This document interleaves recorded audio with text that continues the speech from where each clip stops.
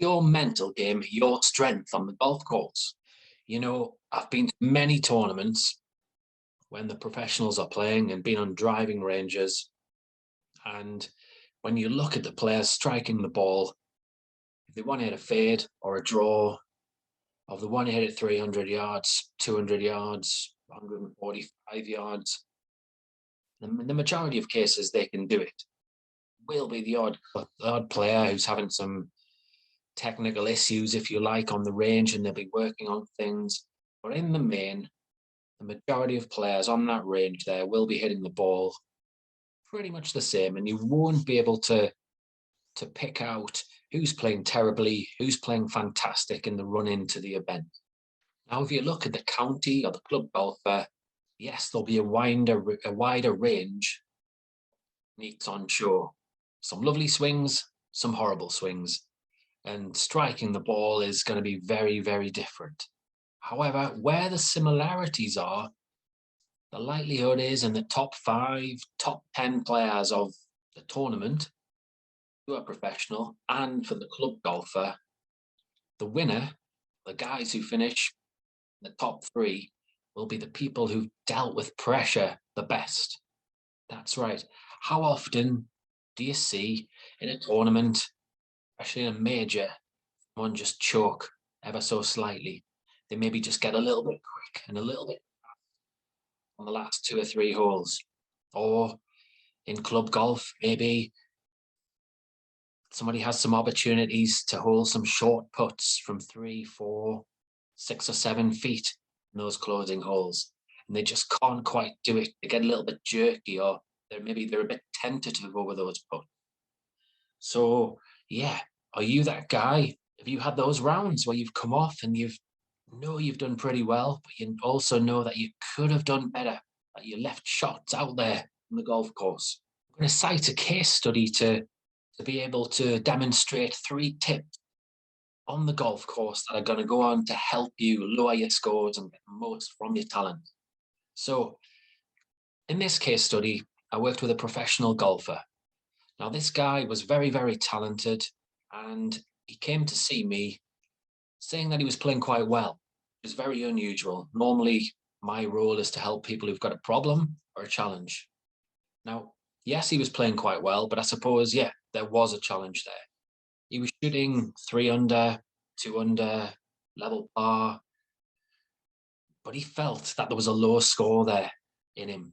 There was a 64, a 7 under, an 8 under, a 62 in him, but he just wasn't able to get his mental game in the right place. So how did I help him? Well, I'm going to share with you 3 tips now. So number 1, on the golf course, it's so important to remain present. But how do you do that? When you are 3 under par and there's 7 holes to go, you can get a bit excited. Some people do. Or maybe you might have missed a short birdie putt on the previous hole and you're annoyed with yourself. And you then carry that on to the next hole. So tip number 1 to stay present is ask yourself this question: what is my job? And your job, if you're standing on, say, the 14th tee box, is to hit a good shot off the 14th tee. If you're standing on the 14th green with a 6-foot putt, it's to try and put a good stroke on the putt. That is your job. It's the next shot is the one that counts. So remind yourself, when your mind is racing 3, 4 holes ahead, you're thinking about what you should do or what might happen on the 16th or 17th hole, or when you're thinking about the 12th or 11th hole when you missed that putt or you pulled it into the trees off the tee box. That's right. What is my job? Now, tip number 2 is understand your tendencies under pressure. Oh, do you get too fast? Do you walk really, really fast ahead of your playing partners? And then when you're actually standing over the shots, is that swing speed at the sound of light, really, really fast? Or Maybe you go the other way. Maybe you take too much time. You faff around a little bit. You're indecisive on what club you're going to take. You rather than taking 2 practice swings, you take about 5 practice swings. And your pre-shot routine, which is normally 25 seconds, 30 seconds long, is strung out to 40, 45, even a minute. You're close to getting fined off the tour if that's the case. Understand those tendencies and then try and put something in place to make sure that you don't fall into those traps. Lastly, tip number 3, again, links to staying in the moment. So this tip is linked also to the time you take between shots. So as we know, on the golf course, you can take 3, 4, 5 minutes between shots quite easily when you're walking up the fairway. At least I hope you're walking up the fairway and you're not walking in the thick rough.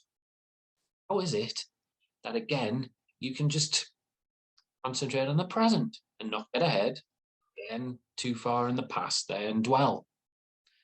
What you can do is focus your attention in your body.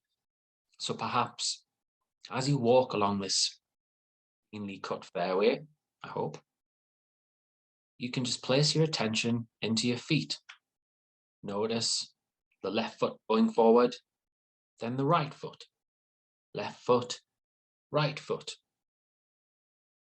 Placing that attention there, notice the weight in your heels, the weight on your toes, noticing whether your feet are heavy, whether they're light. It's a really, really helpful exercise, especially, if you're playing with playing partners who are very unsociable and don't want to talk, or if you're just wanting a little bit of quiet time, a bit of space to yourself to get yourself into the zone. I hope you found that useful. So a little repeat there. The 3 tips for today are: ask yourself this question: what is my job? Then understand your tendencies under pressure. And lastly, place your focus in your body in between shots. And it's going to really, really help you quieten that mind down. Have a great week ahead. And I hope you really enjoy my channel with the various insights and various tips. You can also see in the notes below in the comments, I've got a series of blogs there to help us